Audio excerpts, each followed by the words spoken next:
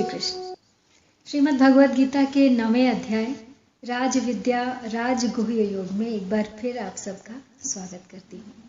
इस अध्याय से अब तक हमने 21 श्लोक पढ़े हैं, जिनमें प्रभु ने भगवत प्राप्ति के विभिन्न साधनों व उपक्रमों का वर्णन किया है।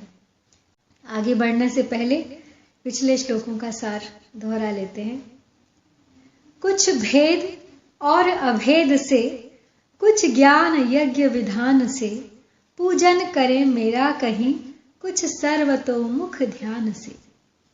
मैं यज्ञ श्रौत समार्थ हूँ, एवं स्वधा आधार हूँ। घृत और औषधि अग्नि आहुति मंत्र का मैं सार हूँ। जग का पिता माता पितामह विश्व पोषणहार हूँ। ऋक साम यज श्रुति जानने के योग्य शुचि ओंकार हूँ। पोषक प्रलय उत्पत्ति गति आधार मित्र निधान हूँ। साक्षी शरण प्रभु बीज अव्यय में निवास स्थान हूँ। मैं ताप देता रोकता जल वृष्टि मैं करता कभी। मैं ही अमृत भी मृत्यु भी, मैं सत असत अर्जुन सभी। जो सोमपा त्रैविद्य जन निष्पाप अपने को किए, कर यज्ञ मुझको पूजते हैं स्वर्ग इच्छा के लिए। वे प्राप्त करके पुण्य लोक सुरेंद्र का सुर वर्ग में, फिर दिव्य देवों के अनोखे भोग भोगे स्वर्ग में। वे भोग कर सुख भोग को उस स्वर्ग लोक विशाल को, फिर पुण्य बीते आप हंसे इस लोक के दुख जाल में। यूं 3 वेदों में कहे जो कर्म फल में लीन है, वे कामना प्रियजन सदा आवागमन आधीन है। तो इससे आगे आज 22वां श्लोक। तो जो त्रयी धर्म का आश्रय लेते हैं उनको तो देवताओं से प्रार्थना याचना करनी पड़ती है, परंतु जो केवल मेरा ही आश्रय लेते हैं उनको अपने योगक्षेम के लिए मन में चिंता संकल्प अथवा याचना नहीं करनी पड़ती। यह बात भगवान आगे के श्लोक में बताते हैं। अनन्याश्चिन्तयन्तो माम् ये जनाः पर्युपासते, तेषां नित्याभियुक्तानां योग क्षेमं वहाम्यहम्।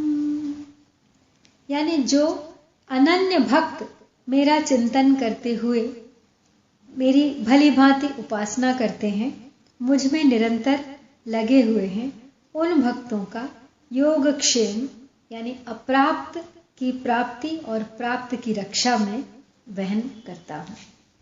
यह भगवान पूर्व श्लोक में वर्णित वैदिक सकामी मनुष्यों और आगे के श्लोक में वर्णित अन्य देवताओं के उपासकों की अपेक्षा अपने भक्तों की विशेषता बता रहे हैं। भगवान के अनन्य भक्त न तो पूर्व श्लोक में वर्णित इंद्र को मानते हैं और न आगे के श्लोक में वर्णित अन्य देवताओं को मानते हैं।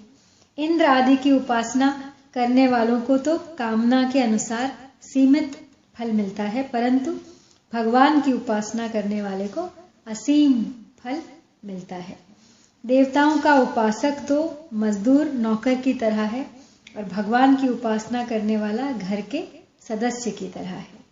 मजदूर काम करता है तो उसको मजदूरी के अनुसार सीमित पैसे मिलते हैं, पर घर का सदस्य काम करता है तो सब कुछ उसी का होता है। तो अनन्य भक्त वे हैं जिनकी दृष्टि में एक भगवान के सिवाय अन्य की सत्ता ही नहीं है। उत्तम के अस बन माही, सपने हुअन पुरुष जग नाही। रामचरितमानस के अरण्य कांड में कहा गया है ये। योगक्षेमम वहाम्यहम्, यानी भगवान साधक को उसके लिए आवश्यक साधन सामग्री प्राप्त कराते हैं और प्राप्त साधन सामग्री की रक्षा करते हैं। यही भगवान का योगक्षेम वहन करना है।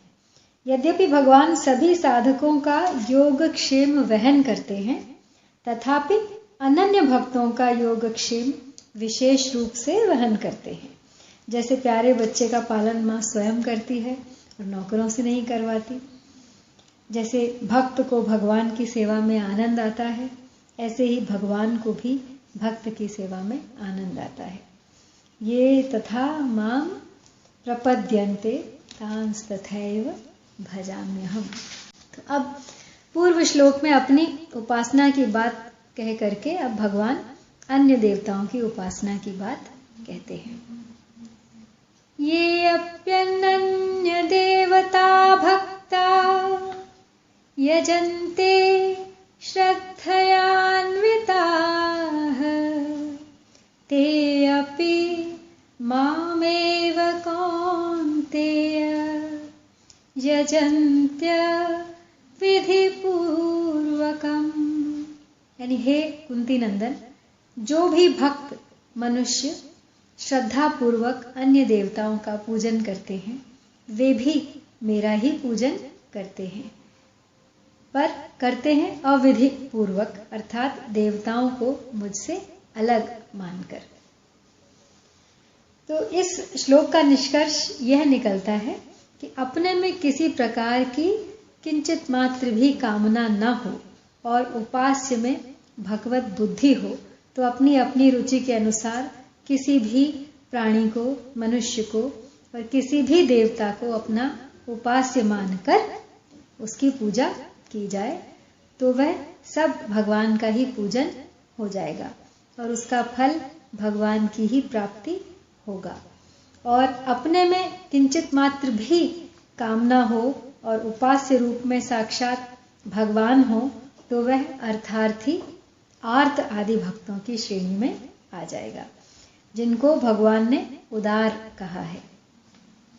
अब वास्तव में सब कुछ भगवान ही है, अतः जिस किसी की भी उपासना की जाए, सेवा की जाए, हित किया जाए, वह प्रकारांतर से भगवान की ही उपासना है।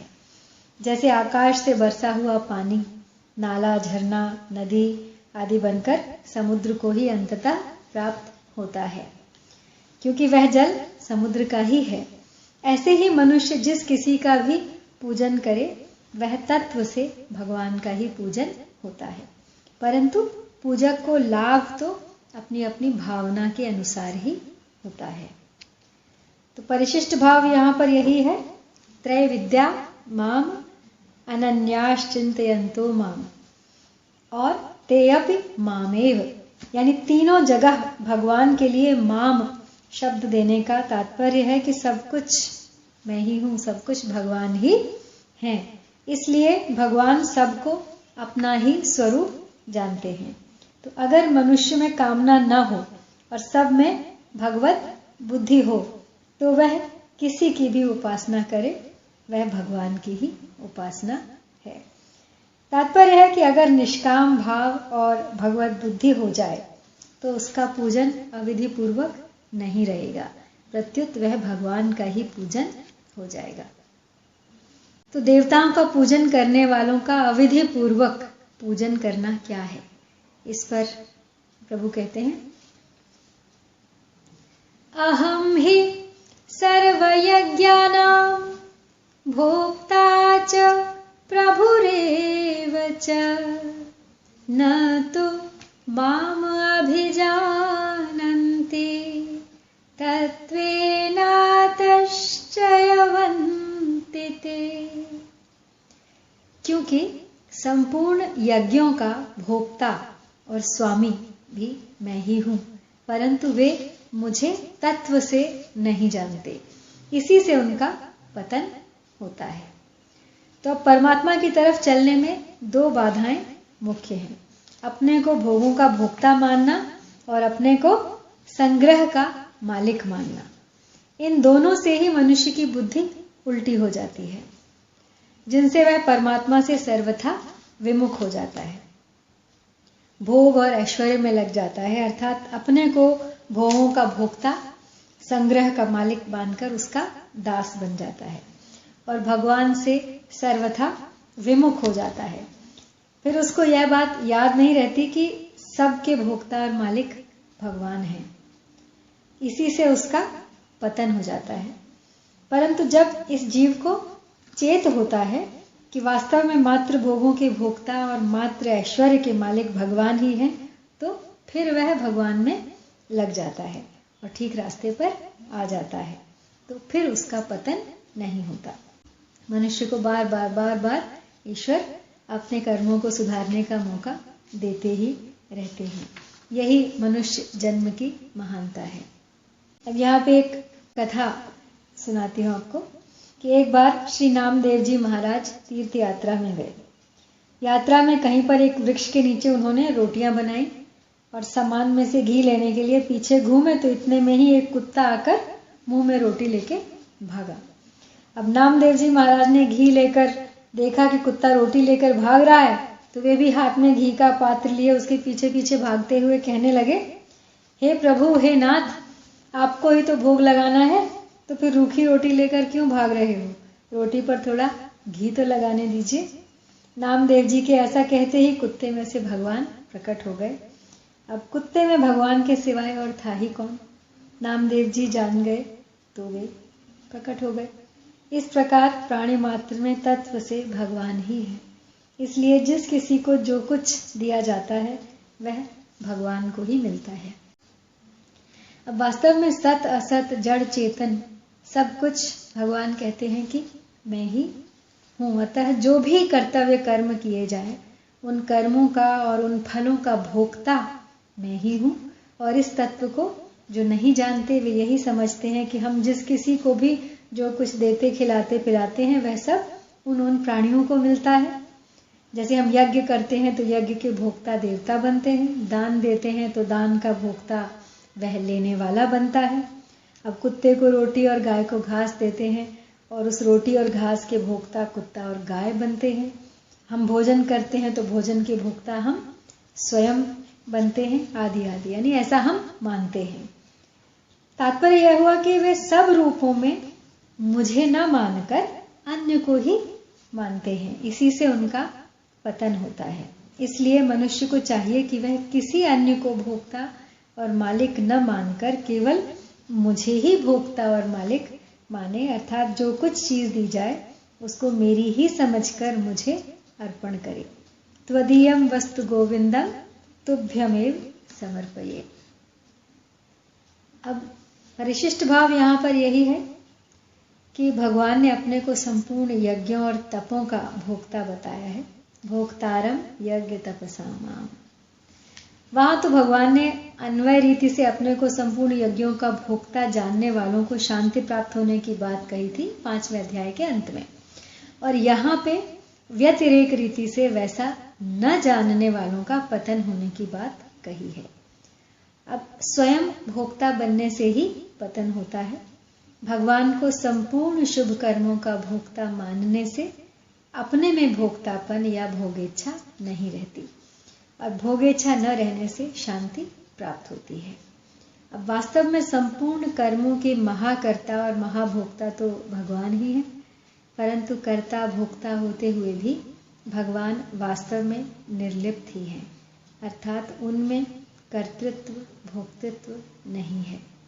तस्य कर्तारमपि माम विद्यय कर्तारम अव्ययम न माम कर्माणि लिम्पन्ति न मे कर्म फले स्पृहा। जो भगवान को संपूर्ण यज्ञों का भोक्ता और मालिक न मानकर देवता आदि का सकाम भाव से पूजन करते हैं, उनकी गतियों का वर्णन अब भगवान ने आगे के श्लोक में किया है। यान्ति देवव्रता देवान् पितॄन्यान्ति पितृव्रता भूतानि यान्ति भूतेज्या यान्ति मद्याजिनो अपि माम्। यानी सकाम भाव से देवताओं का पूजन करने वाले शरीर छोड़ने पर देवताओं को प्राप्त होते हैं, पितरों का पूजन करने वाले पितरों को प्राप्त होते हैं, भूत प्रेतों का पूजन करने वाले भूत प्रेतों को प्राप्त होते हैं, परंतु मेरा पूजन करने वाले मुझे ही प्राप्त होते हैं। तो यहाँ परिशिष्ट भाव यही है कि अगर भक्त का किसी भूत प्रेत में भगवत भाव हो भी जाए तो उस भूत प्रेत का भी उद्धार हो जाता है और भक्त को भगवान के दर्शन हो जाते हैं। जैसे भक्त नामदेव जी को एक बार लंबे कद का एक भयंकर प्रेत दिखाई दिया तो वे उसे भगवत स्वरूप ही समझकर प्रसन्नता पूर्वक कह उठी। यानी कहने का मतलब यह है कि भूत प्रेत की पूजा भूत प्रेत मानकर ना की जाए, यदि उनको भी ईश्वर मानकर ही की जाए तो सफल है। भले पधारे लंबकनाथ, धरनी पांव स्वर्ग लो माथा, जोजन भर के लंबे हाथ, शिव सनकादिक पार न पावे, अनगिन साज सजाए साथ, नाम देव के तुम ही स्वामी, की जय मोको आज सनाथ। तो इस प्रकार उस प्रेत का उद्धार हो गया और उसकी जगह भगवान प्रकट हो गए। तो यहाँ पे विशेष बात है कि सांसारिक भोग और ऐश्वर्य की कामना वाले मनुष्य अपने अपने इष्ट के पूजन आदि में तत्परता से लगे रहते हैं और इष्ट की प्रसन्नता के लिए सब काम करते हैं, परंतु भगवान के भजन ध्यान में लगने वाले जिस तत्व को प्राप्त होते हैं उसको प्राप्त न होकर वे बार बार सांसारिक तुच्छ भोगों और नरकों तथा 84 लाख योनियों को प्राप्त होते रहते हैं। अब इस विषय में थोड़े वर्ष पहले की एक सच्ची घटना है कि कोई कर्ण पिशाचिनी की उपासना करने वाला था। उसके पास कोई भी कुछ पूछने आता तो वह उसके पूछे बिना ही बता देता कि वह तुम्हारा प्रश्न यह है और इसका उत्तर यह है। इससे उसने बहुत पैसे कमाए। अब उस विद्या के चमत्कार को देखकर एक सज्जन उसके पीछे पड़ गए कि मुझे भी यह विद्या सिखाओ, मैं भी इसको सीखना चाहता हूँ। तो उसने सरलता से कहा कि यह विद्या चमत्कारी तो बहुत है पर वास्तविक हित कल्याण करने वाली नहीं है। उससे यह पूछा गया कि आप दूसरे के बिना कहे ही उसके प्रश्न को और उत्तर को कैसे जान जाते हो। तो उसने कहा कि मैं अपने कान में विष्ठा लगाए रहता हूँ। जब कोई पूछने आता है तो उस समय कर्ण पिशाचिनी आकर मेरे कान में उसका प्रश्न और प्रश्न का उत्तर सुना देती है और मैं वैसा ही कह देता हूँ। फिर उससे पूछा गया कि आपका मरना कैसे होगा, इस विषय में आपने कुछ पूछा है कि नहीं। इस पर उसने कहा कि मेरा मरना तो नर्मदा के किनारे होगा। उसका शरीर शांत होने के बाद पता लगा कि जब वह अपना अंत समय जानकर नर्मदा में जाने लगा तब कर्ण पिशाचिनी सूकरी बनकर उसके सामने आ गई। उसको देखकर वह नर्मदा की तरफ भागा तो कर्ण पिशाचिनी उसको नर्मदा में जाने से पहले ही उसने उसे किनारे पर मार दिया। कारण यह था कि अगर वह नर्मदा में मरता तो उसकी सद्गति हो जाती, परंतु कर्ण पिशाचिनी ने उसकी सद्गति नहीं होने दी और उसको नर्मदा के किनारे पर ही मारकर उसे अपने साथ ले गई।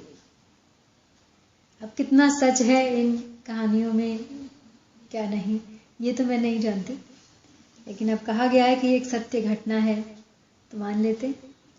इसका तात्पर्य यह हुआ कि देवता पितर आदि की उपासना स्वरूप से त्याज्य नहीं है, परंतु भूत प्रेत पिशाच आदि की उपासना स्वरूप से ही त्याज्य है। कारण कि देवताओं में भगवत भाव और निष्काम भाव हो तो उनकी उपासना भी कल्याण करने वाली है, परंतु भूत प्रेत आदि की उपासना करने वालों की कभी सद्गति होती ही नहीं, दुर्गति ही होती है।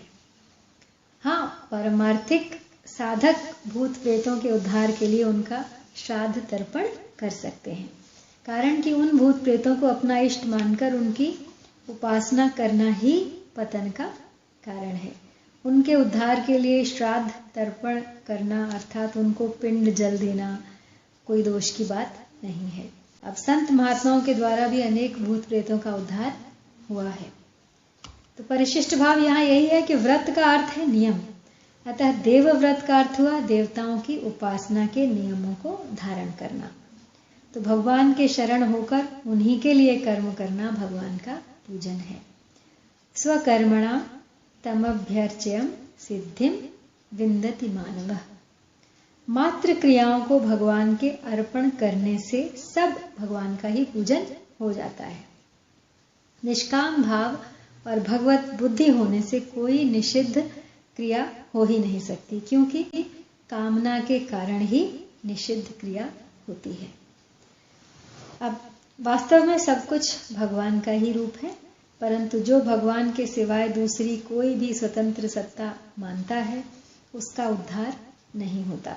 वह ऊंचे से ऊंचे लोकों में भी चला जाए तो भी उसको लौटकर इस संसार में आना ही पड़ता है।